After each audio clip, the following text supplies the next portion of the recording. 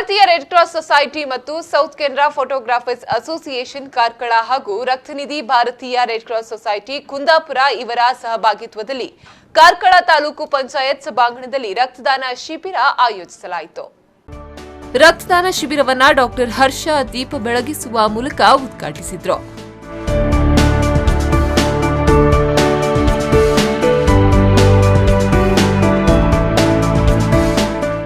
ಬಳಿಕ ಮಾತನಾಡಿದ ಅವರು, ಒಬ್ಬ ವ್ಯಕ್ತಿ ಒಮ್ಮೆ ರಕ್ತದಾನ ಮಾಡಿದರೆ ಕನಿಷ್ಠ 3 ಮಂದಿಯ ಜೀವ ಉಳಿಸಬಹುದು.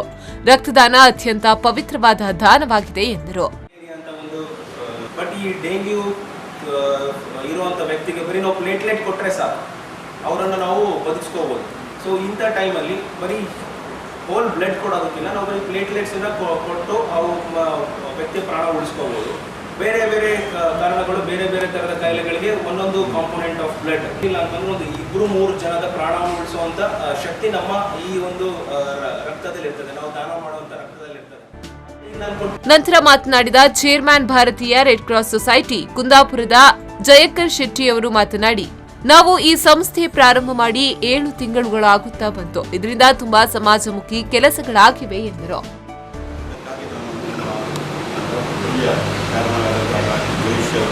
ಏಳು ತಿಂಗಳಲ್ಲಿ ಹಲವಾರು ಸಮಾಜಮುಖಿ ಕಾರ್ಯಕ್ರಮಗಳನ್ನು ಅವರು ಹಮ್ಮಿಕೊಂಡಿದ್ದಾರೆ. ಇದು ಅದನ್ನು 5ನೇ ಬ್ಲಡ್ ಡೊನೇಷನ್ ಕ್ಯಾಂಪ್ ಹೀಗೆ ಹಲವಾರು ಕ್ರಮಗಳನ್ನು ಮಾಡಿಕೊಂಡಿದ್ದಾರೆ. ಇದು ನಿಜವಾಗಿ ಒಂದು ಸಂತೋಷದ ವಿಷಯ. ಮುಂದೆ ಕೂಡ ಈ ಒಂದು ಇಂಡಿಯನ್ ರೆಡ್ ಕ್ರಾಸ್ ಸೊಸೈಟಿ 20ರಲ್ಲಿ ಪ್ರಾರಂಭವಾಯಿತು, 1921ರಲ್ಲಿ ಆಯಿತು. ನಮ್ಮ ಈ ಸಂದರ್ಭ executive officer Karkala doctor KB Joshi, photographers ಅಸೋಸಿಯೇಷನ್ನ ಅಧ್ಯಕ್ಷ ಭಾಸ್ಕರ್ ಕುಲಾಲ್, ಡಾಕ್ಟರ್ ಜ್ಞಾನೇಶ್ ಕಾಮತ್, ವೃಷಭರಾಜ ಕಡಂಬ ಮೊದಲಾದವರು ಉಪಸ್ಥಿತರಿದ್ದರು. ಕೆಎಂ ಖಲೀಲ್, ವಿ4 ನ್ಯೂಸ್ 24/7 ಕಾರ್ಕಳ.